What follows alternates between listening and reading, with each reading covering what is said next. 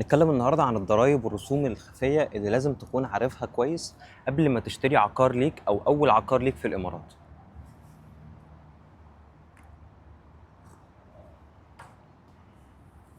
أول حاجة، إحنا لو بنشتري عقار سكني residential property، فبالتالي هنا مفيش أي ضرايب علينا، وكل الرسوم اللي بندفعها هي ال4% رسوم تسجيل العقار في دايرة الأراضي والأملاك.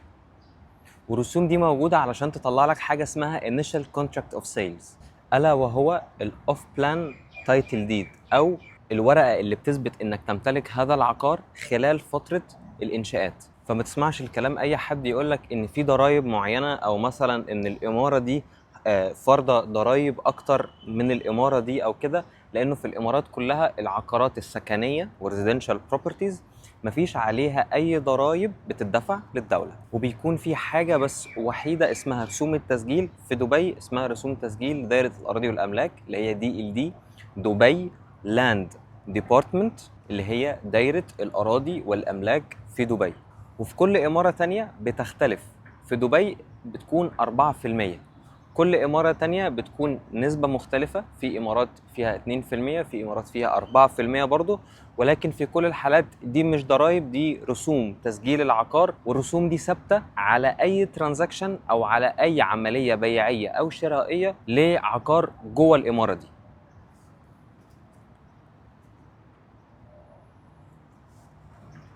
طيب يا عمر، لو أنا جبت هوتيل أبارتمنت هل برضو مش هدفع عليها أي ضرائب؟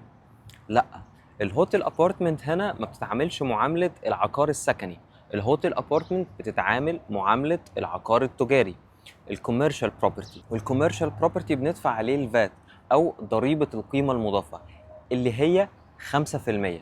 فبالتالي عندنا 4% للتسجيل او دايره الاراضي والاملاك او رسوم التسجيل ايا كانت الاماره فين او ايا كانت اسم الاماره، زائد ده بندفع 5% فات أو ضريبة القيمة المضافة، لأن ده عقار تجاري وليس سكني. ويقع تحت بند العقار التجاري ده حاجات كتير، منها المستودعات، منها الأوتيلات، منها المدارس، المستشفيات، المخازن، المكاتب، وهكذا. أي شيء هو مش سكني بحت إذن يقع تحت بند العقارات التجارية. فإذا هنا في نوعين من أنواع العقار، في العقار السكني وفي العقار التجاري.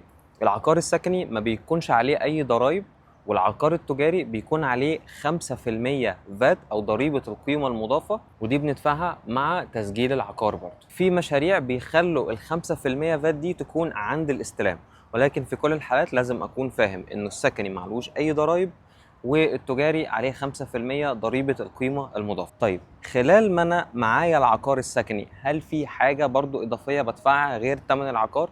بيكون في حاجة اسمها السيرفيس تشارج أو رسوم الخدمات، ودي بتدفع سنويا وبتتحدد من دائرة الأراضي والأملاك علشان الكوميونتي أو البناية تحافظ على الخدمات اللي فيها، زي حمام السباحة، الجيم، الأسانسير، النظافة بتاعة المكان، وهكذا.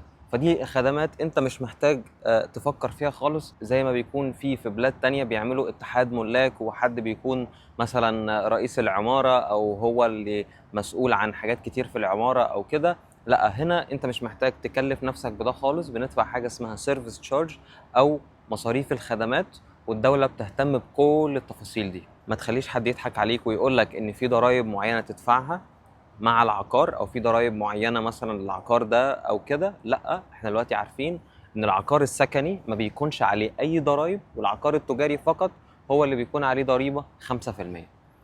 اتمنى يكون الفيديو فاتكم. هتلاقوا في الديسكريبشن لينك علشان لو محتاج استشاره عقاريه ممكن نعمل زوم كول مع بعض، نشوف تفاصيل الطلب بتاعك ونشوف لو في مشروع يكون مناسب ليه. شكرا جدا، متنسوش الاشتراك في القناه، واشوفكم في فيديو جاي.